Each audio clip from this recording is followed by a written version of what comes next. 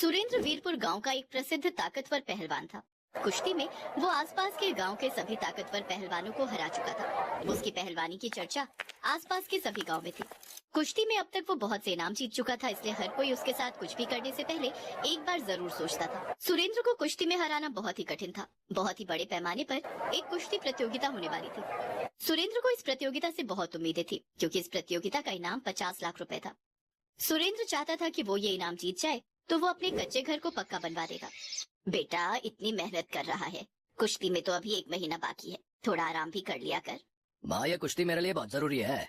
इससे जुड़ी धनराशि की मुझे बहुत जरूरत है, इसलिए मैं चाहता हूँ कि किसी भी हाल में कोई चूक ना होने पाए। अरे बेटा चिंता मत कर, इतनी मेहनत कर रहा है, तुझे मेहनत का फल जरूर मिलेगा। ये लो, तुम्हारे लिए दूध गर्म कर दिया है, ले लो। बहू, बादाम काजू अच्छे से काट दिए है ना? जी माँ जी। सुनो, कुछ केले मैंने बांध दिए, रास्ते में खा लेना। ठीक है, खा लूंगा। अच्छा माँ, मैं होकर आता हूँ। ऐसे ही सुरेंद्र मन में कई सपने सजाए लगातार इस कुश्ती की प्रतियोगिता के लिए मेहनत कर रहा था।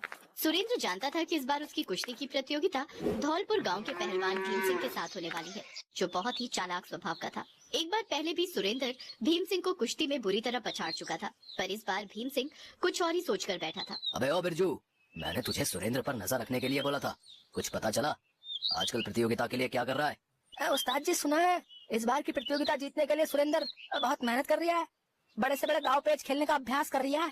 सुरेंद्र को हराना नामुमकिन है उस्ताद जी। सुरेंद्र ने इनाम की राशि जीतने का प्रण किया है। सुना है अपना घर पक्का करवाने के लिए वो इनाम राशि जीतना चाहता है। इनाम राशि वो कभी नहीं जीत पाएगा, क्योंकि वो इस प्रतियोगिता में भाग ही नहीं ले पाएगा। कुछ दिनों बाद कोई कमजोर पहलवान इस प्रतियोगिता में हिस्सा ले लेगा और उससे मैं ये प्रतियोगिता जीत जाऊंगा। और ये सारी इनाम की धनराशि मेरी हो जाएगी। उस्ताद जी, आप ऐसा क्या करने वाले हो? तू देखता जा बिरजू, बस मुझे इतना बता दे, सुरेंद्र अभ्यास के लिए कितने बजे घर से निकलता है? उस्ताद जी, सुरेंद्र सुबह 4 बजे अखाड़े में अभ्यास के लिए निकलता है। बिरजू की बात सुनकर भीम सिंह का दिमाग चलने लगता है। अगली सुबह सुरेंद्र अखाड़े में अभ्यास के लिए घर से निकलकर थोड़ी दूर ही निकला था कि अचानक 10-12 गुंडों ने उसे धोखे से डंडों से लगातार पीटना शुरू कर दिया। सुरेंद्र को अपने आप के लिए बचाव करने का मौका तक नहीं मिला। गुंडे लगातार सुरेंद्र के सिर, हाथ पांव सब जगह डंडे बरसाने लगे। डंडों की चोट सुरेंद्र से सहन नहीं हुई। उसी में से एक डंडा सुरेंद्र के माथे पर लगा और वो बेहोश हो गया। सुरेंद्र को लहूलुहान करके गुंडे भाग जाते हैं। सुबह का समय था, अभी अंधेरा छटा नहीं था। तभी एक दूध वाला वहाँ से गुजरा। उसने सुरेंद्र की आवाज सुनी और वो सुरेंद्र को पहचान गया। वो दौड़ता हुआ सुरेंद्र के घर जाता है और सुरेंद्र की माँ और पत्नी दूध वाले की बात सुनकर रोती बिलखती वहाँ पहुँचती है।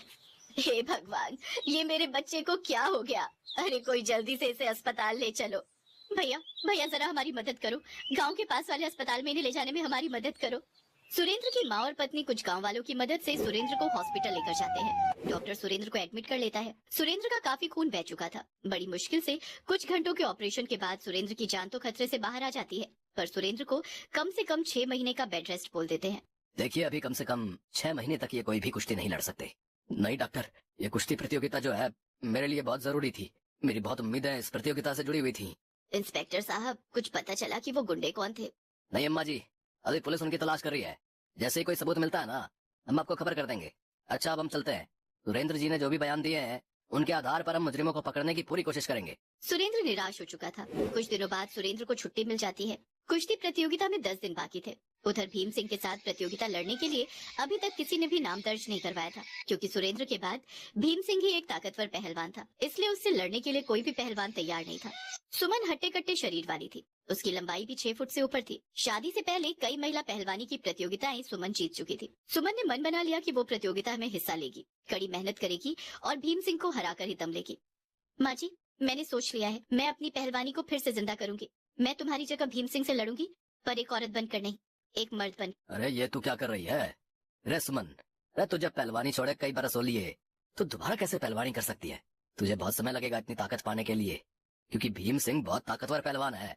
बस आप चौधरी साहब को इतना कह देना कि आपकी जगह आपका चचेरा भाई कुश्ती लड़ने वाला है। माँ जी, मुझे आशीर्वाद दो कि मैं इसे 1 सप्ताह में फिर से अपनी पहलवानी का अभ्यास कर। इस बार बात मेरे सुहाग की है। बहू, तुम्हारी हिम्मत देखकर मुझे भी उम्मीद जागी है। मैं तुम्हें आशीर्वाद देती हूँ, इस कुश्ती के मैदान में तुम जीत कर ही लौटोगी। सुरेंद्र के कहने पर गांव के जमींदार साहब उसके छोटे भाई महेंद्र का नाम कुश्ती प्रतियोगिता के लिए लिख लेते हैं। अभी तक कोई भी नहीं जानता था कि सुरेंद्र को पिटवाने में भीम सिंह का हाथ है। सुमन महेंद्र बनकर अखाड़े में खूब अभ्यास करती।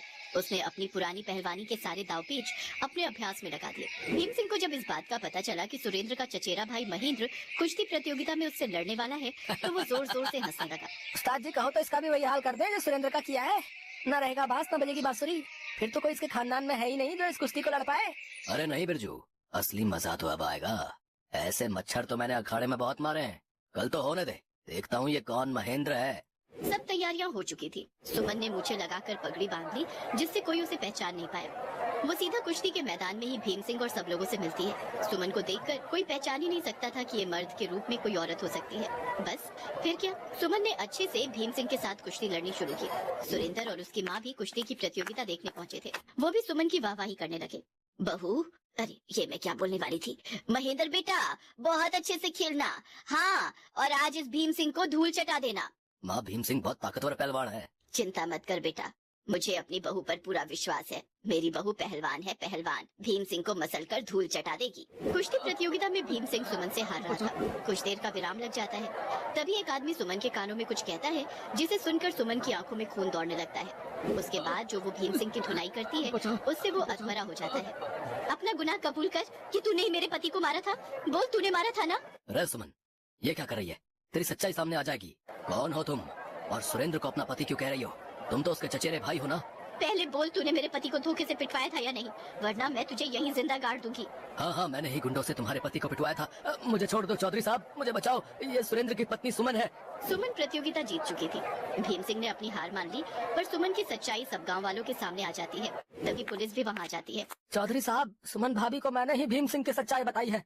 मैंने उस दिन अपने मोबाइल में भीम सिंह की वीडियो रिकॉर्ड कर ली थी, पर भीम सिंह के डर से मैंने किसी से कुछ नहीं कहा। आज सुमन भाभी की हिम्मत देखकर मुझ में भी हिम्मत आ गई। मैंने ही इंस्पेक्टर साहब को फोन करके यहाँ बुलाया है। इंस्पेक्टर साहब, ये देखिए भीम सिंह के गुंडे सुरेंद्र को मारते हुए। इंस्पेक्टर साहब, भीम सिंह को गिरफ्तार कर लीजिए। हमारे गांव में पहलवानी करने आया और हमारे गांव के सुरेंद्र को पिटवा दिया। इसे तो कड़ी से कड़ी सजा दीजिए। सुमन, हम जानते हैं ये सब तुमने सुरेंद्र के लिए किया। तुम बहुत बहादुर हो, इसलिए 50 लाख की जीत का इनाम हमारी तरफ से तुम्हें जाता है। शुक्रिया चौधरी साहब। चल, अब तुझे जेल की हवा खिलाते। चल।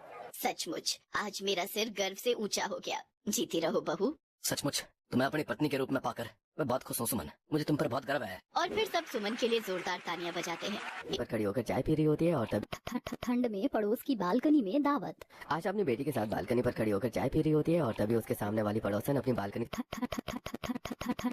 ठंड में पड़ोस की बालकनी में कहती है, बेटा तू मुझसे सीख। ठंड में पड़ोस कहती है। ठंड में पड़ोस की बालकनी में दावत। आशा अपनी बेटी के साथ बालकनी पर खड़ी होकर चाय पी रही होती है और तभी उसके सामने वाली पड़ोसन अपनी बालकनी साफ करने के लिए आती है, जिसे देखकर आशा अपनी बेटी से कहती है, बेटा तू मुझसे सीख ले। ज्यादा दोस्ती हमेशा नुकसान देती है। हम तो किसी को अपना समझ रहे थे, पर उन्होंने हमें कभी अपना नहीं समझा। अगर समझा होता तो ऐसी नीच हरकत नहीं करते।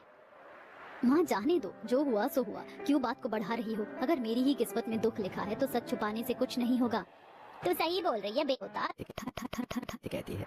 ठंड में पड़ोस की बालकनी में दावत। आशा अपनी बेटी के साथ बालकनी पर खड़ी होकर चाय पी रही होती है और तभी उसके सामने वाली पड़ोसन अपनी बालकनी साफ करने के लिए आती है, जिसे देखकर आशा अपनी बेटी से कहती है, बेटा तू मुझसे सीख ले। ज्यादा दोस्ती हमेशा नुकसान देती है। हम तो किसी को अपना समझ रहे थे, पर उन्होंने हमें कभी अपना नहीं समझा। अगर समझा होता तो ऐसी नीच हरकत नहीं करते। माँ जाने दो, जो हुआ सो हुआ। क्यों बात को बढ़ा रही हो? अगर मेरी ही किस्मत में दुख लिखा है तो सच छुपाने से कुछ नहीं होगा। तू सही बोल रही है बेटा, पर हर चीज समय के हिसाब से की जाती है। पर कुछ लोग ये नहीं समझते, क्योंकि भगवान ने उन्हें बेटी नहीं दी। अगर बेटी दी होती तब पता होता ना कि बेटी की इज्जत क्या होती है। आशा के ताने सुनकर शांति को काफी बुरा लगता है और वो बालकनी से जाने लगती है। तभी वहाँ उसकी बहू ममता आती है और आशा को सुनाते हुए कहती है, माँ जी, आपकी दोस्त दुखी होती है ऐसे फालतू लोगों की बातें सुनकर। खुद को दोस्त कहना और दोस्ती निभाने में फर्क होता है। दोस्ती की नींव भी विश्वास होती है, और अगर किसी को आप पर विश्वास नहीं तो आप क्यों उनके लिए इतना सोच रही हैं? ऐसा मत बोल बहू, और अंदर चल। मुझे बात नहीं बढ़ानी, और वैसे भी अब बालकनी से भी धूप जाने को है। मैंने बालकनी साफ कर दी है। ठंड ज्यादा लग रही है, तू अंदर चल और हीटर चला दे। हीटर के पास ही बैठूंगी। शांति और आशा के बीच पहले काफी अच्छी दोस्ती थी, पर एक छोटी सी गलतफहमी की वजह से दोनों की दोस्ती के बीच दरार आ जाती है। अब कुछ दिन बीत जाते हैं और जब पड़ोस में कुछ औरतें अपने घर के बाहर आग जलाकर बैठी होती हैं तो आशा बहन, तुमने तो ठंड बढ़ा दी। वैसे काजल बिटिया पिछले 15-20 दिनों से मायके में ही है। ससुराल जाने का दिल नहीं है क्या उसका इस ठंड में? अरे बहन, मैंने तुम्हें बताया तो था कि मेरी बेटी के ससुराल वाले उसे महारानी की तरह रखते हैं। उनके घर में अभी कुछ काम चल रहा है, इसीलिए उन्होंने मेरी बेटी को मायके भेज दिया और कहा है कि पूरी ठंड वो यहीं रहेगी, गर्मी आने से पहले चली जाएगी। पता नहीं बहन क्या सच और क्या झूठ। तुम कह रही हो कि तुम्हारी बेटी का सब कुछ सही चल रहा है और मुझे सुनने में आया है कि बहुत जल्द तुम्हारी बेटी का तलाक होने वाला है। कमला बहन, लोगों का तो काम होता है अफवाह फैलाना। मेरी बेटी है और मेरी बेटी का तलाक होगा तो क्या मुझे पता नहीं होगा? और तुम्हें ये किसने कहा? अरे आशा बहन, तुम हम पर क्यों नाराज होती हो? तुमने जिसके सामने बोला उसने हमें बताया, और अगर बात उठी है तो झूठ तो होगी नहीं, और तुम चाहे कितना ही क्यों ना छुपा लो। अच्छा चलो ये सब छोड़ो और ये बताओ, आजकल तुम शांति बहन से नहीं मिलती और ना बातें करती हो। वैसे तो बालकनी में बैठकर तुम ना बड़ी बातें करती थी, एक दूसरे को खाना पार्सल करती थी। अब क्या हुआ, दोस्ती टूट गई क्या? बहन मेरी तो इस मोहल्ले में सभी दोस्त, और रही शांति बहन की बात तो वो कोई मेरी खास नहीं थी। हम दोनों की बालकनी एक साथ थी, इसीलिए कभी कभी बातचीत हो जाती थी। पर जिसने मेरी बेटी के बारे में झूठी अफवाह फैलाई है, मैं उससे दोस्ती तो नहीं कर सकती। अब तुम ही बताओ, कोई तुम्हारी बेटी के बारे में झूठी कहानी बकेगा तो क्या तुम उससे दोस्ती रखोगी? आशा सभी को करारा जवाब देती है और अपने घर में चली जाती है। इसी तरह कुछ दिन बीत जाते हैं और एक दिन आशा के घर उसके बेटे सूरज को देखने के लिए लड़की वाले आते हैं। क्योंकि बाहर बहुत ज्यादा ठंड थी और आज अच्छी धूप निकली थी होती है, इसलिए वो बालकनी पर ही पूरी व्यवस्था कर देती है। आइए भाई साहब, इधर इधर बैठिए। बहुत ठंड है और आज इतने दिनों बाद धूप निकली है। धूप में अगर शादी की बात हो या चाय नाश्ता हो जाए तो क्या बात है। ये तो बिल्कुल सही आपने कहा भाई साहब। वैसे हम दोनों को ही एक दूसरे के बच्चे पसंद हैं और बच्चों ने भी एक दूसरे को पसंद कर लिया है, तो शादी की डेट तय कर लेते हैं। भाई साहब बस पंडित जी आते ही होंगे, पंडित जी को आने दीजिए, शादी की तारीख भी निकल जाएगी। आप तब तक कुछ नाश्ता पानी तो कीजिए। आशा जानबूझकर अपने घर आए मेहमानों को बालकनी पर नाश्ता करवाती है। कुछ देर में पंडित जी आते हैं जो शादी की डेट निकाल कर चले जाते हैं और ये सब देखकर काजल अपनी माँ से अकेले में बोलती है, माँ इतनी ठंड है, क्या जरूरत है आपको मेहमानों को बालकनी पर बिठाने की? तो नहीं समझेगी, मैं उस औरत का घमंड तोड़ना चाहती हूँ। कुछ दिनों में मेरी भी बहू आएगी जो उसकी बहू से लाख गुना संस्कारी और सुंदर होगी। बस उसे ही दिखा रही थी कि मेरे बेटे का रिश्ता लग गया है, और शादी की डेट जब तय हुई तो वो अपने कानों से सुन सके। देखा नहीं तूने, बालकनी पर खड़ी होकर बातें सुना रही थी। पता नहीं आशा, तुम क्यों इस दुश्मनी को बढ़ा रही हो? जो हो गया उसे जाने दो ना, और अपनी बेटी के बारे में सोचो। अगर काजल का... मेरी कोई गलती नहीं है। आपने एक तो गरीब खानदान में मेरी शादी कर दी, ऊपर से मैं वहाँ सभी की देखभाल करूँ, ये मेरे बस की बात नहीं है। मैं उस घर की बहू हूँ, नौकरानी भी बहू आएगी जो उसकी... अच्छा जानबूझकर अपने घर आए मेहमानों को बालकनी पर नाश्ता करवाती है। कुछ देर में पंडित जी आते हैं जो शादी की डेट निकाल कर चले जाते हैं और ये सब देखकर काजल अपनी माँ से अकेले में बोलती है, माँ इतनी ठंड है, क्या जरूरत है आपको मेहमानों को बालकनी पर बिठाने की? तो नहीं समझेगी, मैं उस औरत का घमंड तोड़ना चाहती हूँ। कुछ दिनों में मेरी भी बहू आएगी जो उसकी बहू से लाख गुना संस्कारी और सुंदर होगी। बस उसे ही दिखा रही थी कि मेरे बेटे का रिश्ता लग गया है, और शादी की डेट जब तय हुई तो वो अपने कानों से सुन सके। देखा नहीं तूने, बालकनी पर खड़ी होकर बातें सुना रही थी। पता नहीं आशा, तुम क्यों इस दुश्मनी को बढ़ा रही हो? जो हो गया उसे जाने दो ना, और अपनी बेटी के बारे में सोचो। अगर काजल का घर नहीं सुधरा तो हम क्या करेंगे? पापा मेरी कोई गलती नहीं है। आपने एक तो गरीब खानदान में मेरी शादी कर दी, ऊपर से मैं वहाँ सभी की देखभाल करूँ, ये मेरे बस की बात नहीं है। मैं उस घर की बहू हूँ, नौकरानी नहीं। वो लोग मेरी इज्जत करेंगे तभी मैं उनकी इज्जत करूंगी, वरना उन्हें मुझसे कोई उम्मीद नहीं रखनी चाहिए, फिर चाहे मेरा तलाक ही क्यों ना हो जाए। काजल, ससुराल ऐसे नहीं चलता। आशा, अगर तुमने अपनी बेटी को अच्छे संस्कार दिए होते ना, तो आज ये लड़ झगड़ कर अपने ससुराल से मायके में ना बैठी होती। चलिए जी, मान लेती हूँ मेरी बेटी की गलती है, मुँह फटे थोड़ी, पर ये नाराज होकर आई है तो क्या दामाद का फर्ज नहीं बनता कि वो अपनी बीवी को लेने आए? एक बार उसने फोन करके भी नहीं पूछा। मेरी बेटी अपनी जगह बिल्कुल सही है। विनोद की बातों को न तो आशा समझने को तैयार होती है और ना ही काजल। इसी तरह एक महीना बीत जाता है और एक महीने बाद सूरज की शादी सुमन नाम की लड़की से होती है। और जब सुमन शादी करके अपने ससुराल आती है तो आशा सबसे पहले जानबूझकर अपनी बहू को अपने घर की बालकनी पर ले जाती है, जहाँ शांति अपनी बहू के साथ कपड़े उठा रही होती है। ये देख बहू, ये हमारी बालकनी है, और अफसोस ऐसे लोगों के साथ हमारी बालकनी जुड़ी है जिनसे हम बात करना भी पसंद नहीं करते। इससे और इसके परिवार से दूर ही रहना तू। आशा बहन फिक्र मत करो, मुझे खुद भी कोई शौक नहीं है दूसरों की बहू को भड़काने का। मैंने तो हमेशा तुम्हारा भला चाहा, पर पता नहीं तुमने मेरी ऐसी कौन सी बात सुन ली जो हर वक्त मुझे नीचा दिखाने की कोशिश में लगी रहती हो। शांति बहन, इतनी मासूम बनने की जरूरत नहीं है, सबको पता है तुम्हारे कारनामे। शांति, तुम बालकनी पर क्या कर रही हो? मैंने तुम्हें कितनी बार बोला है ना कि वो वाली बालकनी बंद रखा करो। अरे कुछ लोगों को दिखावा करने की आदत है, पर हमें नहीं। बालकनी बंद करो और अंदर आ जाओ, और खबरदार जब बिना किसी जरूरत के तुमने फिर कभी वो वाली बालकनी खोली तो। अपने पति की बात सुनकर शांति अपने बहू के साथ बालकनी का दरवाजा बंद करके अंदर चली जाती है और ये सब नजारा देखकर सुमन को बड़ी हैरानी होती है। और रात को जब वो अपने कमरे में अपने पति के साथ सोने जाती है तो सोने से पहले उसे कुछ सवाल करती है। माफ करना, पर क्या कोई बात हुई है क्या माँ जी और हमारी पड़ोसन की? इस तरह से वो एक दूसरे को ताने क्यों दे रही थी, जबकि आमने सामने और बगल वाले पड़ोसी तो लोगों के खास दोस्त होते हैं, फिर इतनी दुश्मनी क्यों? सुमन, एक समय था जब माँ और शांति आंटी के बीच बहुत अच्छी दोस्ती थी, पर पता नहीं कैसे हमारे घर की ऐसी बात जो माँ किसी को बताना नहीं चाहती थी वो पूरे मोहल्ले को पता चल गई, जिस वजह से लोग मेरी बहन को ताने देने लगे। बस यही वजह है माँ और आंटी के बीच ऐसी दुश्मनी छिड़ी जो अब खत्म होने का नाम ही नहीं ले रही है। इनकी दुश्मनी को 2 महीने हो चुके हैं। अपने पति से बात करके सुमन आराम से सो जाती है और अगली सुबह अपनी पहली रसोई के लिए जाती है। वो अपनी पहली रसोई में पुलाव, चावल, पराठे, दम बिरयानी और दाल मखनी जैसी डिश बनाती है। और जब वो डाइनिंग टेबल पर खाना लगा रही होती है तो सभी घर वालों को बाहर से कुछ आवाज सुनाई देती है। अरे बहू, नई बहू किसी और के घर में आई और 56 भोग तूने बना दिया। खुशबू तो पड़ोसियों के नाक में घुस गई होगी। कुछ लोग तो ऐसे होंगे जिनका बड़ा दिल कर रहा होगा तेरे हाथों का खाना खाने का, पर अफसोस आज उन्हें तेरा खाना सूंघना भी नसीब नहीं होगा। आज तो हम बालकनी पर ही खाएंगे। धूप भी निकल रही है, सुबह का नाश्ता उगती धूप के नाम। जानबूझकर कल मुही बालकनी पर आकर आज खाना खा रही है, और दिन तो इसे बड़ी ठंड लगती थी और शर्म भी आती थी। जब मैं इसे बोलती थी कि बहन जरा बालकनी पर आना तो कहती थी नहीं बहन, तुम्हारे घर आ जाती हूँ। बालकनी पर मेरी धूप नहीं आती, मेरी बालकनी पर ज्यादा ठंड है, तुम्हारी बालकनी ज्यादा अच्छी है। और आज देखो कैसे बालकनी पर सुबह का नाश्ता कर रही है, वो भी पति के मना करने के बाद भी। अरे जाने दो ना आशा, तुम्हें क्या मतलब? कोई कहीं पर भी अपना नाश्ता करे, उसके बालकनी पर सिर्फ 12 बजे तक धूप आती है और हमारी बालकनी पर तो पूरे दिन धूप रहती है। बेचारों को सुबह ही तो धूप नसीब होती है। जो करना है करने दो। दवाई भी महंगी है लेकिन दूध उतना ही पुराना है। फिर मैंने सिको ऐप पे 10 रुपए का देसी नुस्खा देखा जिससे बिना किसी सुबह ही तो धूप नसीब होती है। जो करना है करने दो। माँ जी, पापा जी बिल्कुल सही कह रहे हैं। मुझे तो नहीं पता सारी बात, पर मुझे लगता है कि किसी से जलने का कोई फायदा नहीं होता। मैंने खाना लगा दिया, आप सब खाना शुरू कीजिए। भाभी, अभी आपको कुछ पता नहीं है ना, इसीलिए आप ऐसा कह रही हो। जब आपको पूरी सच्चाई का पता चलेगा ना तो आप ऐसे लोगों को देखना भी पसंद नहीं करोगी। घर वालों की बातें सुनकर सुमन कुछ नहीं कहती और सभी चुपचाप खाना खाते हैं। पर आशा को अपनी पड़ोसन की यह बात काफी बुरी लगती है। इसी तरह कुछ दिन बीत जाते हैं और हर वक्त आशा अपनी बहू की कान भरती है। ऐसे ही एक दिन आशा अपनी बहू के साथ बालकनी पर बैठकर चाय पी रही होती है। तभी वहाँ ममता भी अपने पति और सास के साथ चाय लेकर आती है। उन्हें देखकर आशा अपनी बहू से कहती है, देख बहू, कैसे लोग हैं। हमारी छत पर धूप है इसीलिए हम बैठे, पर हमारी देखा देखी ये लोग भी मुंह उठाकर आ गए। इन लोगों की आदत है दूसरों के घर में ताक झाक करने की। माँ ममता अंदर चलो, शाम का वक्त है, ठंडी हवा चल रही है। मुझे बहुत ठंड लग रही है। वैसे भी पापा को अब हमारी बालकनी पर आना पसंद नहीं है। हम क्यों जाएं? हमारी बालकनी पर धूप रहे या ना रहे, ये हमारी बालकनी है। हमारा जब दिल करेगा हम तब यहाँ आएंगे, फिर हम चाहे यहाँ खड़े होकर चाय पिए या खाना खाएं। माँ जी, हमारी चाय तो खत्म हो गई है और यहाँ मुझे सच में बहुत ठंड लग रही है। हम लोग ही चलते हैं अंदर। बहू, हम अपनी बालकनी पर हैं, किसी और की नहीं। मैं यहाँ से तब जाऊंगी जब मेरा मन होगा। एक दूसरे को जलाने के लिए और अपना गुस्सा दिखाने के चलते आशा और शांति बालकनी पर ही खड़ी रहती है और इसी तरह उन दोनों की दुश्मनी धीरे धीरे बढ़ती रहती है, जिसे देखकर आसपास के पड़ोसने आपस में बात करती हैं। अरे देखो देखो, जरा फिर से दो दोस्त दुश्मन बनकर बिल्कुल नागिन की तरह एक दूसरे को टस रही हैं। देख लो बहन, तुम खुद ही, मैंने तो तुम्हें पहले ही कहा था ये दोनों सहेलियां जितना दोस्त बनती हैं और बालकनी पर खड़ी होकर एक दूसरे को खाना परोसती हैं, उतनी दोस्ती इनमें है नहीं। और हाँ, मैंने जो तुम लोगों को बात बताई थी ना कि इसकी बेटी ससुराल छोड़कर आई है, पक्की खबर है वो। अब इसकी सच्ची दोस्त मुझसे झूठ नहीं बोलेगी। पर देखो ना आशा बहन को कैसे हम लोगों से सच छुपाती है। और जाने दो ना शोभा बहन, इसने कभी अपनी बेटी को अच्छे संस्कार ही नहीं दिए। 1 नंबर की लड़ाकू बेटी है, किसी की नहीं सुन सकती। और चलो कोई बात भी हुई होगी तो क्या कोई लड़की इस तरह अपने मायके आती है? पर इन्हें कौन ही समझाए, अब तो ये और ज्यादा घमंडी हो चली है।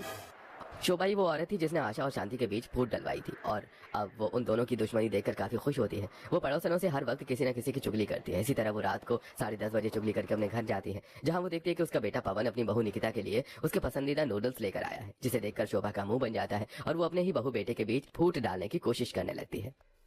ये अच्छा है बेटा, बीवी क्या आई, तू तो माँ को ही भूल गया। बीवी के लिए कभी मोमोज कभी नूडल्स, घर का खाना तो अच्छा ही नहीं लगता तुम लोगों को। लाओ दे दो, दिन का बचा कुछ बासी खाना है, वही खाकर जी लूंगी। माँ जी, आप ऐसा क्यों बोल रही हैं? मैंने शाम को आपसे पूछा था कि आपके लिए क्या बनाऊं, आपने बोला दिन का खाना बचा है वही खाऊंगी, पर फिर भी मैंने आपके लिए पनीर की सब्जी और पराठे बना दिए हैं। देख ले बेटा कैसे तेरी बीवी मुझे डरा धमका के रखती है। अब मैं अपने दिल की बात भी अपने बेटे से नहीं कर सकती। मैं समझ सकती हूँ बेटा, जब ये मुझे इतना डरा कर रखती है तुझे तो अपने इशारों पर नचाती होगी। माँ, तुम बात को रबड़ की तरह मत खींचो, बहुत अच्छे से जानता हूँ मैं तुम्हें। और निकिता, तुम माँ की बातों को दिल पर मत लिया करो, तुम्हें तो पता है माँ की आदत। पवन अपनी माँ की हरकतों से वाकिफ था, इसलिए वो अपनी माँ की बातों में नहीं आता, पर निकिता को अपनी सास पर बहुत गुस्सा आता है। इसी तरह कुछ हफ्ते और बीत जाते हैं और आशा अपनी पड़ोसन की बालकनी के नीचे किसी दूसरी पड़ोसन के साथ खाना शेयर करते देखकर अंदर ही अंदर जलती है। ये लो सुमित्रा बहन, ठंड बहुत ज्यादा है और तुम्हारी बहू गर्भवती है, इसीलिए मेरी बहू ने तुम्हारी बहू के लिए स्पेशल गोंद के लड्डू बनाए हैं। किस्मत वाली हो शांति बहन, जो तुम्हें ममता बहू जैसी बहू मिली है, बड़ी ही गुणी है। वैसे तुम्हारी वो जो दोस्त थी आशा, उसकी बहू कैसी है? उसने कभी हमें चाय पर भी नहीं बुलाया। तुम्हारी बहू के हाथों का तो हमने बहुत कुछ खाया, पर उसे देख लो अपनी बहू से कभी नहीं मिलवाया। काहे की दोस्ती बहना, दोस्ती तो सिर्फ दिखावटी थी कुछ दिनों की, वरना कोई दोस्त दूसरों की बातों में नहीं आता। अगर मुझसे कोई गिला शिकवा था तो मेरे पास आकर क्लियर करती, पर नहीं, उसे तो लोगों की बात पर विश्वास है और उसकी बहू का मुझे नहीं पता। देख रही है काजल कैसे अब दूसरों के घर पार्सल कर रही है, क्योंकि हमसे अब दोस्ती हो नहीं सकती ना इसकी। बहू तू एक काम कर, शाम को अच्छा खाना बना। आज मैं मोहल्ले की कुछ औरतों को दावत पर बुलाऊंगी और इसी बालकनी पर बिठाकर खिलाऊंगी, ताकि हमारी पड़ोसन देखे और चले। इसी बहाने पड़ोस की कुछ औरतें जिनके मुंह ज्यादा खुल गए ना, उनका मुंह भी बंद कर दूंगी मैं। आशा अपने पड़ोसन का मुंह बंद करने के लिए और शांति को जलाने के लिए इस वक्त नीचे आती है और मोहल्ले की कुछ औरतों को शाम की दावत देती है। तो वहीं रसोई में अकेली सुमन खाना बना रही होती है और जब काजल से हेल्प मांगती है तो काजल अपनी भाभी को उल्टा जवाब देती है। भाभी जी, घर के काम मुझसे नहीं होते। माँ ने कभी मुझे घर के काम नहीं करने दिए। अगर मुझे घर के काम करने का इतना ही शौक होता ना तो अपना ससुराल छोड़कर ना आती मैं। वहाँ पर भी अगर मैं कोई काम नहीं करती थी तो मेरा पति मुझे सुनाता था, जबकि उसे अपनी बीवी का साथ देना चाहिए था। फिर आपने कैसे सोच लिया कि जब मैं अपने पति की नहीं सुनती तो आपकी सुनूंगी? माफ करना काजल, गलती हो गई। पता नहीं था कि तुम प्रिंसेस हो।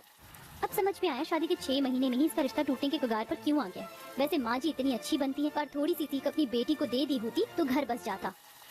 काजल घमंड दिखाकर अपने कमरे में आराम से बैठकर फोन चलाने लगती है। तो वहीं बेचारी अकेली सुमन अपने पड़ोसियों के लिए आलू, नान, लच्छे पराठे, छोले, पनीर, रायता, पुलाव और गाजर का हलवा बनाकर अकेली ठंड से परेशान एक एक खाना बालकनी पर लगे टेबल पर रखती है। आज कितनी ज्यादा ठंड हो रही है, ये लोग बालकनी पर खाना कैसे खाएंगे? मैं तो अकेली परेशान हो गई हूँ। खैर खाना तो लग गया है, सब आते ही होंगे। वो पानी तो रखना ही भूल गई, उसे भी तो हल्का गर्म करना है। सुमन टेबल पर खाना रखते हुए परेशान हो रही होती है और उसे परेशान देखकर ममता अपनी बालकनी से उससे कहती है, लगता है तुम बहुत परेशान हो गई हो। वैसे तुम्हारे आने से पहले आंटी जब अकेली परेशान होती थी तो मैं आकर उनकी मदद कर देती थी, और कई बार तो ऐसा होता था कि मैं खाना बनाकर इसी बालकनी से उन्हें खाना दे देती थी, जिस वजह से उन्हें खाना बनाने की जरूरत ही नहीं पड़ती थी। पर पता नहीं ऐसा क्या हुआ जो आंटी हमसे इतनी नाराज हो गई कि हर वक्त हमें ताने देती हैं और लोगों से हमारी चुगली करती हैं।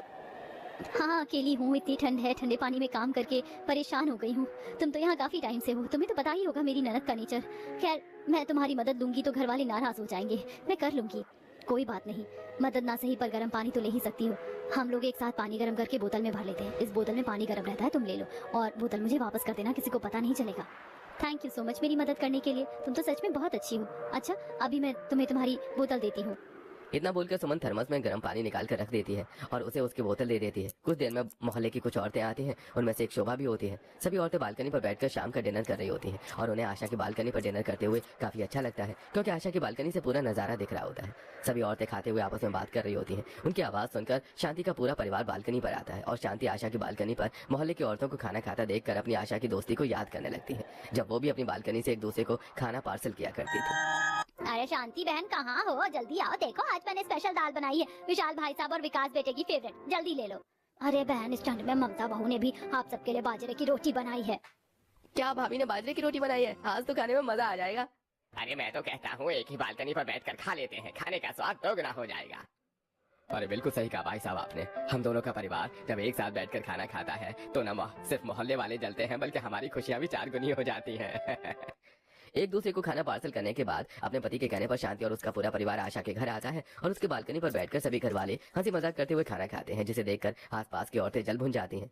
इन लोगों के बीच दोस्ती कुछ ज्यादा नहीं बढ़ गई? अरे हम भी पड़ोसी हैं, हमसे तो ये लोग बात करना पसंद नहीं करते। अरे बहन ये सब तो बस दिखावा है, तुम देखना ना कुछ दिन में कैसे इनकी दोस्ती खत्म होती है। मोहल्ले में रह रहे हर कोई शांति और आशा की दोस्ती की काफी तारीफ करता था, जो शोभा को बर्दाश्त नहीं होती थी। अब शोभा आशा के घर जाकर शांति के खिलाफ भड़काती है और शांति के घर जाकर आशा के खिलाफ, पर फिर भी उनकी दोस्ती में दरार नहीं आती। फिर एक दिन रोती हुई काजल अपने मायके आती है और ये देखकर शांति सारी बात आशा से पूछती है। आशा अब तुम मुझसे भी सच छुपाओगी क्या? 2 दिन हो गए हैं, आज से पहले तो ऐसे कभी काजल मायके नहीं आई, वो भी अकेली, इतना सारा सामान लेकर। तुम्हें नहीं पता पर मोहल्ले वाले 10 तरह की बातें बना रहे हैं। अब क्या बताएं बहन तुम्हें, इसने अपनी बेटी को ज्यादा ही सिर पर चढ़ा रखा है। अपने पति से लड़कर मायके आ गई है और बोल कर आई है कि जब तुम लेने आओगी तभी आऊंगी, और एक शर्त पर आऊंगी कि मैं घर का कोई काम नहीं करूंगी। अब इस लड़की को कौन समझाए, ससुराल ऐसे ही नहीं बस जाता, पापड़ बेलने पड़ते हैं। पापा इससे वो भी नहीं होने वाला, माँ ने इसे कुछ सिखाया ही नहीं है। हाँ तो बेटा तू सिखा देता अपनी बहन को। मैंने बेटी और बेटे में फर्क नहीं किया, आई बात समझ में, इसीलिए मेरी बेटी को कुछ नहीं आता। और क्या गलती है मेरी बेटी की? एक तो झूठ बोलकर उन्होंने शादी की, पहले बोला किसी भी चीज की कमी नहीं है, और अब जब मेरी बेटी ने एक नौकरानी रखने की बात करी तो कहते हैं नौकरानी को देने के लिए हमारे पास फिजूल पैसे नहीं है। अरे मेरी बेटी उस घर की क्या नौकरानी है? आशा बुरा मत मानना पर तुम बात को नहीं समझ रही हो। तुम क्यों बात को बढ़ा रही हो? खुद काजल को ले जाकर उसके ससुराल छोड़ दो, सब ठीक हो जाएगा। शांति, तुम ऐसा कह रही हो? तुम जानती तो हो सब काजल के बारे में। मेरी बेटी कामचोर है पर दिल की बुरी नहीं है। हम लड़की वाले हैं तो क्या हम हर बार झुके? और तुम देखना, मैं सब ठीक कर दूंगी। 1-2 महीने काजल को यहाँ रहने दो और जब उसका गुस्सा शांत हो जाएगा तो मैं खुद इसको ले जाकर छोड़ दूंगी या फिर अपने दामाद से बात करूंगी। तब तक ऐसा ना हो माँ कि देर हो जाए। वैसे भी जब ये घर छोड़कर आई थी तो जीजा जी ने साफ कह दिया था, अगर घर की दहलीज पार करी तो हमारा रिश्ता भूल जाना। और तुम्हें लगता है कि इसे लेने के लिए आएंगे इसके ससुराल वाले? काजल की वजह से न सिर्फ आशा बल्कि शांति और उसका पूरा परिवार भी परेशान हो जाता है। ऐसे एक दिन जब शांति अपने बहू बेटे के साथ शॉपिंग करने के लिए गई होती है तो दुकान पर सामान लेते हुए एकदम से विकास काजल के बारे में अपनी माँ से पूछता है। और जब शांति अपने बेटे को सारी बात बता रही होती है तो बगल में खड़ी शोभा कान लगाकर उनकी सारी बातें सुन लेती है। ये तो ब्रेकिंग न्यूज है, इनकी दोस्ती तोड़ने में काम आएगी। बेचारी ने बहुत विश्वास करके अपनी दोस्त को बताया था, अब मैं ये सबको बताऊंगी। खुशी खुशी शोभा घर आती है और सारी बात अपनी बहू को बताती है, जिस पर निकिता अपनी सास से कहती है, This video has been played over 10 million times. Now I'll teach you how to make a similar video for free using खुशी खुशी शोभा घर आती है और सारी बात अपनी बहू को बताती है, जिस पर निकिता अपनी सास से कहती है, माँ जी क्या दूसरों का घर तोड़ने में लगी रहती हैं आप? चुगली के बिना आपका पेट नहीं भरता क्या? क्या जरूरत है इधर की बात उधर करने की? वो किसी के घर की बेटी है, ऐसे ही किसी की बेटी की इज्जत नहीं उछालनी चाहिए। निकिता के समझाने पर भी शोभा नहीं मानती और सारी बात मोहल्ले वालों को बताती है। अरे तुम्हें पता है आशा सबसे झूठ बोल रही है। इसकी बेटी ससुराल वालों से लड़कर आई और देखना सर्दी खत्म होने से पहले इसकी बेटी का रिश्ता खत्म हो जाएगा। तुम्हें कैसे पता? और कौन बताएगा? इसकी सखी ने बताया मुझे सब। इस तरह शोभा सभी के सामने ढोल पीट देती है और नाम शांति का आ जाता है। और जब ये खबर आशा तक पहुंचती है तो आशा बिना शांति की एक भी सुने उसे बात बंद कर देती है और बात बात पर ताने देना शुरू कर देती है। शांति ये सब सुन रही होती है कि तभी विकास अपनी माँ के पास आता है। माँ, उनकी दावत को देखो, अब आंटी के नए दोस्त बन गए हैं और उनमें से एक दोस्त ऐसी है जिसका काम लोगों के घर तोड़ना है। तुम दूसरों के घर को लेकर परेशान मत हो। विकास अपनी माँ को समझाकर अंदर ले जाता है। आशा की आंखों में आंसू होते हैं, जिसे देखकर ममता को काफी बुरा लगता है। इसी तरह कुछ दिन बीत जाते हैं और ममता अकेली ठंड में सब्जी लेने जाती है। वहीं उसकी मुलाकात सुमन से होती है। कैसी हो सुमन? मैंने कल देखा तुम्हारी सास ने बालकनी पर पड़ोसियों को दावत दी थी। दावत कैसी रही? कैसी रहेगी दावत? दावत इन लोगों ने की थी, मैं तो परेशान हो गई थी। कभी दाल दो, कभी रोटी दो, कभी चावल दो, कभी पानी दो। कल मैं बहुत थक गई थी और माँ जी बीमार पड़ गई हैं, इसीलिए इतना थकने के बाद भी मुझे ही बाजार आना पड़ा है। मैं समझ सकती हूँ तुम बहुत थक गई होगी, क्योंकि काजल पहले भी मदद नहीं करवाती थी आंटी की। तुम काजल को कुछ समझाती क्यों नहीं हो? हमारी तो ना आंटी सुनेंगी और ना ही काजल, पर क्या पता वो तुम्हारी सुन ले। ममता और सुमन एक साथ सब्जी लेते हुए बात कर रही होती हैं और इसी बीच उनकी नजर निकिता पर पड़ती है, जो फोन पर किसी से बात कर रही होती है। नहीं भैया, वो कमरा किसी और को देने की जरूरत नहीं है। हम अगले महीने की 10 तारीख को आ जाएंगे, तब तक ठंड भी कम हो जाएगी। अच्छा अभी मैं रखती हूँ, मैं बाजार आई हूँ, घर जाकर फोन करती हूँ। ये तो शोभा आंटी की बहू है निकिता, बहुत अच्छी है, पर ये अपनी सास से अलग क्यों हो रही है? चलो पूछते हैं। सुमन और ममता निकिता के पास जाती है और उससे अलग होने की वजह पूछती है। मेरी सास से अलग होने की तुम वजह पूछ रही हो? तुम्हें पता नहीं है मेरी सास कैसी है? तुम सोचो, जब वो तुम दोनों की सास के बीच इतनी अच्छी दुश्मनी करवा सकती है तो वो कितनी चालाकी से लोगों का घर तोड़ना जानती है। लोगों का तो छोड़ो, वो तो मेरा खुद का ही घर तोड़ने में लगी पड़ी है। पहली बार ऐसा हुआ था जब पवन जी ने मुझ पर हाथ उठाया, इसीलिए उनसे अलग हो रही हूँ। मेरी सास बहुत बुरी है, मेरे मना करने के बाद भी उन्होंने काजल की बात सभी में फैला दी और नाम शांति आंटी का आ गया, जबकि उनकी तो कोई गलती ही नहीं थी। क्या ये झूठी अफवाह शोभा आंटी ने फैलाई थी? माँ जी को तो यही लगता है कि ये सब शांति आंटी ने किया है। मुझे माँ जी को सारा सच बताना होगा। सारा सच जानने के बाद सुमन और ममता घर आती है और जबरदस्ती अपनी फैमिली को एक साथ खड़ा करके सारा सच बताती है। सारा सच जानने के बाद आशा को अपनी गलती का एहसास होता है और उसी वक्त आशा के घर डिवोर्स के पेपर्स आते हैं, जिसे देखकर रोते हुए काजल सबसे बोलती है, नहीं ऐसा नहीं हो सकता माँ। पापा सूरज, ये देखो अंकित जी ने मुझे तलाक के पेपर भेजे। मुझे तो लगा वो गुस्से में ऐसे ही उन्होंने कहा था। ये मैंने क्या किया माँ? मैंने अपने हाथों से अपना घर तोड़ दिया। जब मैं यहाँ आई तुमने क्यों 2 थप्पड़ मारकर मुझे वापस नहीं भेजा? मैं क्या करूँ? काजल अभी कुछ नहीं बिगड़ा है, सिर्फ पेपर आए हैं, तलाक हुआ नहीं है। तुम आज अपने ससुराल जाओ, सबसे माफी मांगो, सब ठीक हो जाएगा। थोड़ी बहुत बहू की जिम्मेदारी तो तुम्हें निभानी ही पड़ेगी। अपनी भाभी को देखो, ममता को देखो, दुनिया का यही दस्तूर है। और अगर फिर भी तुम्हें नौकरानी चाहिए तो तुम नौकरी करो और घर में एक नौकरानी रखो, ताकि तुम्हारे सास ससुर तुम्हें कुछ बोल न सके और तुम अपने पति को फाइनेंशियली सपोर्ट कर सको। देखो बेटा, मैंने हमेशा तुम्हें अपनी बेटी माना है। अगर तुमने अभी अपना घमंड नहीं छोड़ा तो तुम्हारा रिश्ता टूट जाएगा। एक बार रिश्ता टूटा तो कहीं दूसरी जगह शादी भी नहीं होगी, क्योंकि लोग हमेशा लड़कियों में ही कमी ढूंढते हैं। बिल्कुल सही कहा भाई साहब आपने। सब आशा की गलती है। अपनी जिद, अपनी गलत फहमी और लोगों की बातें सुनने के चलते इसने अपनी बेटी का घर बर्बाद कर दिया। लोगों को झूठा साबित करने के चक्कर में अपनी बेटी को यहाँ बिठा के रखा और कभी अच्छे संस्कार नहीं दिए। उसे बचपन से ही सिर पे चढ़ा के रखा है इसने। इतना सब कुछ होने के बाद आशा को अपनी गलती का एहसास होता है और वो सबसे अपनी गलती की माफी शांति और सभी लोगों से मांगती है और उसी वक्त अपनी बेटी के साथ उसका सारा सामान लेकर उसके ससुराल जाती है। दामाद जी, मैं अपनी बेटी की तरफ से माफी मांगती हूँ। अब ये घर के काम भी करेगी और अपनी सास की सेवा भी। बस इस तरह से रिश्ता मत तोड़िए, ऐसे तो मेरी बेटी की जिंदगी खराब हो जाएगी। मुझे माफ कर दो अंकित, मुझे अपनी गलती का एहसास हो चुका है। अब से मैं कुछ भी नहीं करूँगी, सॉरी। काजल अपने ससुराल वालों से माफी मांगती है, जिसके बाद उसके ससुराल वाले उसे एक और मौका देते हैं और अब काजल अपने ही ससुराल में रहती है। देखते ही देखते गर्मियों का सीजन शुरू हो जाता है और एक बार फिर शांति और आशा की दोस्ती हो जाती है। और अब जब भी मौका मिलता है दोनों पड़ोसने अपनी बालकनी पर दावत करती हैं और सभी खुशी खुशी अपनी जिंदगी बिताते हैं। के लिए रजवाड़ी ससुराल, मिट्टी के बिस्तर वाली के लिए रजवाड़ी ससुराल ने बनाया सोने का बिस्तर। एक गरीब अंधी औरत सड़क पर घूमकर प्लास्टिक के फूल बेच रही है। आसपास तेजी से गाड़ियां चल रही हैं। मुझे अंधी से ये प्लास्टिक के फूल खरीद लो कोई, भगवान के लिए मेरे ये फूल खरीद लो ताकि मेरे घर में एक वक्त का चूल्हा जल सके। मंजू इतना कहती है कि तभी एक औरत उसे तेजी से धक्का मारकर, अरे दूर हटो, अंधी हो क्या? तुम्हारे कपड़ों से कितनी बदबू आ रही है, पता नहीं कैसे कैसे लोग सड़क पर क्या क्या बेचने निकल पड़ते हैं। उस एक धक्के से वो अंधी औरत लड़खड़ाते हुए एक गाड़ी से टकरा जाती है, जिससे उसके सिर पर गहरी चोट आती है। कौन है, कौन है? तभी बाइक पर सवार एक लड़का उस बूढ़ी औरत के पास आकर, माताजी लाइए ये सभी फूल मुझे दे दीजिए। वैसे माताजी आपकी अब इतनी उम्र नहीं है कि आप अंधी होकर सड़क पर फूल बेचें। आपके घर में कोई और नहीं है क्या जो काम कर सके? मंजू उस लड़के का मुंह छूकर, कौन हो बेटा तुम?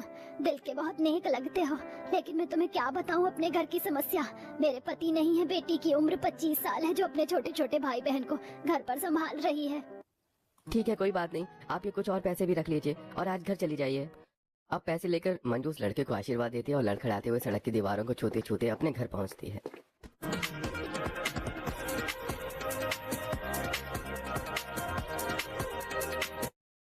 आशीर्वाद देती है और लड़खड़ाते हुए सड़क की दीवारों को छूते छूते अपने घर पहुंचती है। माँ, आपके सर पर ये चोट कहाँ से आई? मम्मी मम्मी, आपका माथा तो पूरा लाल है जख्म से, आपके सर पर इतनी चोट थी।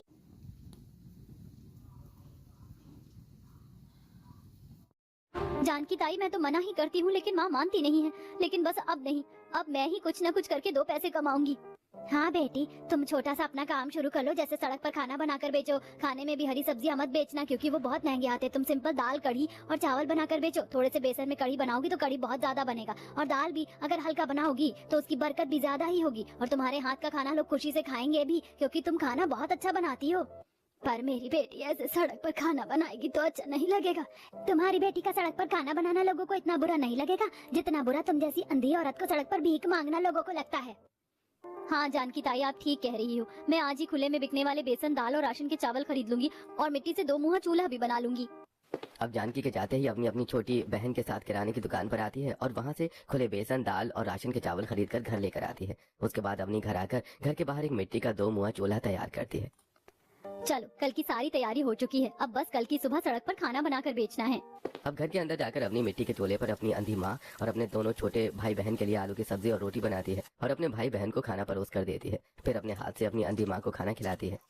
देखो, कल जब मैं चली जाऊंगी तो तुम दोनों को ऐसे ही माँ का ख्याल रखना है। राधा, तुम ज्यादा कुछ मत बनाना। पतीले में हल्के से चावल, हल्के दाल, हल्दी नमक डालकर पतली खिचड़ी उबाल लेना, और जब मैं आऊंगी तो मैं तुम्हें रात को अच्छा खाना खिलाऊंगी। ठीक है दीदी। मेरी वजह से मेरी बेटी को कितनी तकलीफों का सामना करना पड़ रहा है। बाप भी नहीं है और माँ भी अंधी है। माँ, आप ऐसा क्यों सोचती हैं? आप चिंता मत कीजिए, इस घर के लिए मैं ही सब कुछ हूँ। अपने छोटे भाई बहनों के लिए मैं पिता हूँ, तो आपके लिए आपका हमसफर जो हर वक्त आपके साथ रहे।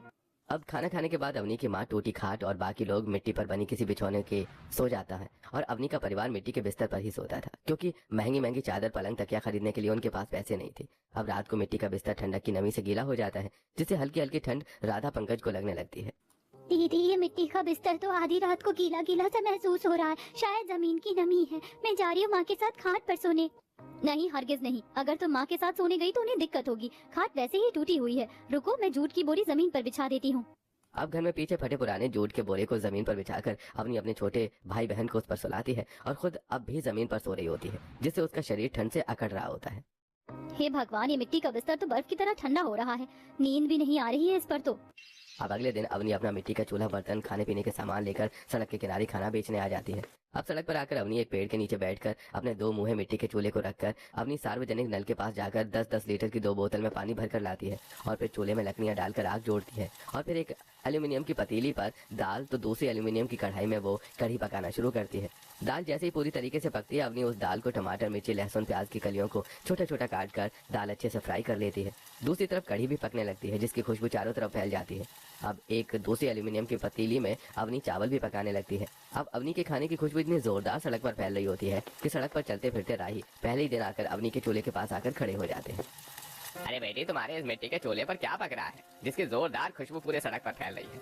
सुबह सुबह मधु को बॉलीवुड मूवीज का बहुत ज्यादा शौक था और जब से उसने धुरंधर मूवी के बारे में सुना था तब से तो वो पागल ही हो गई थी। उसने अपनी सास के पास जाकर कहा, माँ जी सिनेमा हॉल में धुरंधर मूवी लगी है, कई दिन हो गए, आप और मैं वो मूवी देखने के लिए चलते हैं ना। मैंने सुना है उसमें अक्षय खन्ना ने रहमान डकैत की बहुत अच्छी एक्टिंग की है। बहू तू तो जानती है कि मुझे बॉलीवुड मूवी देखना अच्छा नहीं लगता। कोई रामायण महाभारत या नरसिंह जैसी मूवी लगी है तो बता, वो देखने के लिए मैं तेरे साथ चल सकती हूँ, लेकिन ये बॉलीवुड मूवी मुझे बिल्कुल भी अच्छी नहीं लगती। माँ जी चली जाना, अब तो आप जानती हैं कि मेरे पति शहर से बाहर रहते हैं, आपके अलावा मैं किसके साथ मूवी देखने जा सकती हूँ। अगर इतना ही है तो अपनी ननद पलक को ले जाना, उसे तो वैसे भी तेरी तरह मूवी बहुत अच्छी लगती है। यही तो दिक्कत है माँ जी, वो मुझे बिना बताए मूवी देखने चली गई है और अब तो उसे सब कुछ पता है, क्लाइमेक्स भी। मैं उनके साथ मूवी नहीं देखना चाहती। वो मूवी सीट पर मेरे बगल में बैठकर मुझे पूरी मूवी की स्टोरी सुनाने लग जाएगी और मुझे गुस्सा आएगा। अगर अभी के अभी तू यहाँ से नहीं गई तो मुझे भी गुस्सा आ जाएगा। मुझे कोई मूवी नहीं देखने जाना, बस बात खत्म। ये बात सुनकर मधु को बहुत बुरा लगता है। उसका अकेले मूवी देखने जाने का बिल्कुल भी मन नहीं था। वो अपने फोन में रील्स देखकर ही रहमान डकैत की एक्टिंग सीख लेती है और उसके बाद अलमारी से अपने पति का ब्लैक कलर का कोट और काला चश्मा निकाल कर पहन लेती है। थोड़ी देर में जब आशा उससे चाय मांगती है तो वो रहमान डकैत की कॉपी करते हुए उसके पास आती है और कहती है, अस्सलाम वालेकुम। मधु के मुंह से ये बात सुनकर आशा एकदम से डर जाती है और हे भगवान ये क्या हो गया है तुझे, अभी तक तो बिल्कुल ठीक ठाक थी और ये काला चश्मा लगाकर दोपहर के समय क्यों घूम रही है, वो भी घर के अंदर। और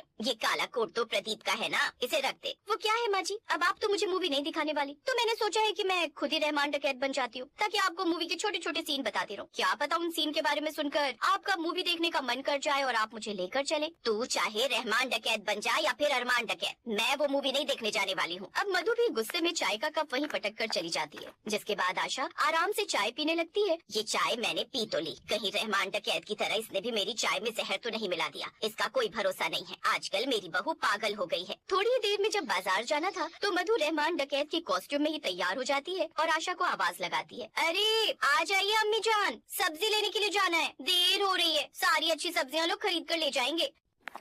ये सब क्या है बहू, तू ऐसे सब्जी लेने जाएगी, मोहल्ले वाले मेरा मजाक उड़ाएंगे। मजाक तो मेरी सहेलियां भी मेरा उड़ाएंगी ना माँ जी, इतने करोड़पति घर में मेरी शादी हुई है और वो मुझे एक मूवी दिखाने के लिए नहीं ले जा सकती।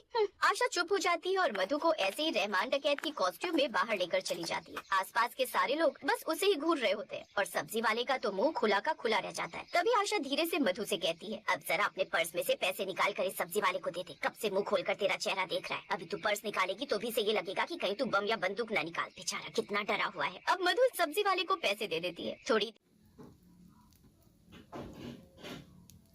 अगर तेरा चेहरा देख रहा है, अभी तू पर्स निकालेगी तो भी से ये लगेगा कि कहीं तू बम या बंदूक न निकाल। बेचारा कितना डरा हुआ है। अब मधु सब्जी वाले को पैसे दे देती है। थोड़ी देर में दोनों घर आ जाते हैं। अब मधु बहुत उदास थी क्योंकि उसने पूरा दिन अपनी सास को मनाने की कोशिश कर ली थी। वो अपने रहमान डकैत वाले कपड़े उतार देती है और अपने कमरे में बैठी होती है। तभी उसके पास आशा आती है और कहती है, अच्छा चल मुंह बनाना बंद कर और मुझे ये बता कि मुझे ये मूवी क्यों देखनी चाहिए, आखिर ऐसा है क्या इस मूवी में। मधु ये बात सुनकर खुश हो जाती है कि आशा आखिरकार मूवी में दिलचस्पी ले रही है और वो खुशी से अपनी सास को बताने लगती है, माँ जी भले ही मूवी काल्पनिक है लेकिन इसके अंदर बहुत सारे असल जिंदगी के पहलू भी डाले गए हैं, जैसे 26/11 का मुंबई अटैक भी इसमें दिखाया गया है। साथ ही भारत सरकार ने 500 और 1000 के नोट क्यों बंद किए थे वो भी इसमें डिटेल में बताया गया है। ये मूवी हर किसी को जरूर देखनी चाहिए जो नोटों के बदलाव या किसी भी बात पर सरकार को ब्लेम कर रहा था। अरे मैंने तो खुद सरकार को बहुत उल्टा सीधा सुनाया था जब उन्होंने अचानक 500,000 के नोट बंद कर दिए थे। तू जानती भी है तेरे ससुर जी के पास पूरे 50,000 रखे हुए थे, बड़ी मुश्किल से मैंने उन्हें बैंक में जमा करवाया। सुबह से लेकर शाम तक लाइन में खड़े रहते थे हम लोग। माँ जी अगर सरकार 500,000 के नोट बंद नहीं करती ना तो पाकिस्तान की तरफ से भारत में बहुत सारे नकली नोट सप्लाई हो जाते और उसके बाद भारत की अर्थव्यवस्था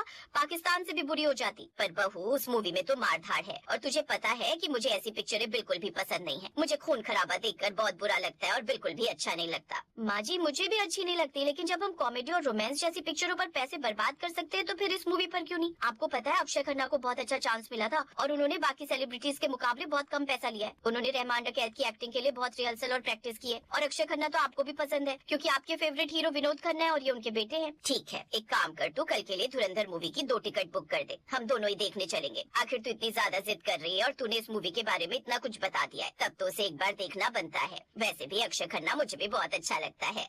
उसमें मुझे मेरे सबसे फेवरेट हीरो विनोद खन्ना की छवि भी तो नजर आती है। ये सुनकर मधु खुश हो जाती है। अगले दिन मधु और आशा धुरंधर मूवी देखने जाते हैं और आशा को वो मूवी बहुत अच्छी लगती है। वो सिनेमा हॉल से बाहर निकलते हुए कहती है, सच में मधु बहू, तूने मुझे ये मूवी दिखाकर मेरा दिन बना दिया। भगवान की भक्ति तो मैं हफ्ते में 7 दिन करती ही हूँ, लेकिन इस तरह की पिक्चर देखना भी जरूरी है। एक ही पिक्चर से समझ में आ गया कि दुनिया में क्या क्या चल रहा है। पैसा बर्बाद नहीं हुआ और आपको ये पिक्चर पसंद आ गई। मार्च में इसका दूसरा पार्ट आएगा, वो भी देखने चलेंगे और दोनों साथ में बहुत सारी पॉपकॉर्न भी खाएंगे और अपनी सारी दोस्तों को स्टोरी भी टैग करेंगे कि हम ये मूवी देखकर आ गए। अब मधु और आशा घर आ जाते हैं, लेकिन जैसे ही अगली सुबह मधु उठती है तो उसे आशा अपने कमरे में नहीं मिलती। वो बहुत घबरा जाती है और अपनी ननद पलक से कहती है, माँ जी को देखा क्या? कहीं भी नजर नहीं आ रही। वैसे तो वो मुझे बिना बताए कहीं नहीं जाती, मुझे उनकी बहुत ज्यादा चिंता हो रही है। पलक भाभी, मैं तो अभी कॉलेज के लिए निकल रही हूँ, मैंने भी माँ को नहीं देखा। मेरा एग्जाम है इसलिए मैं रात भर पढ़ाई कर रही थी। अगर माँ को मैंने बाहर जाते हुए देखा होता तो मुझे पता होता। मुझे लगता है माँ सुबह सुबह ही बाहर गई हैं और थोड़ी देर में ही आ जाएंगी। अब मधु और पलक दोनों परेशान हो जाते हैं कि आखिर आशा कहाँ चली गई। थोड़ी देर में आशा दरवाजे से एंट्री लेती है। उन्होंने आंखों पर काला चश्मा और काले कपड़े पहने हुए थे। वो भी बिल्कुल रहमान डकैत की एक्टिंग करते हुए सलाम करती हैं। अस्सलाम वालेकुम, स्वागत नहीं करोगे हमारा? और कैसा है हमारा लखनऊ? मधु खुशी से कहती है, मेरी माँ जी मैं भी अभी अपनी रहमान डकैत वाली कॉस्ट्यूम पहन कर आती हूँ। फिर हम दोनों मिलकर रील बनाएंगे और देखना हम कितना ज्यादा फेमस हो जाएंगे। हम जैसी सास बहू रहमान डकैत के रूप में कोई नहीं हो सकती। थोड़ी ही देर में मधु भी रहमान डकैत के कपड़े पहनकर आ जाती है और सास बहू दोनों रहमान डकैत बनकर पॉपुलर गाने पर रील बनाने लगती हैं। थोड़ी ही देर में वे दोनों बहुत ज्यादा फेमस हो जाती हैं और उन्हें बहुत सारे स्पॉन्सर ऑफर आने लगते हैं।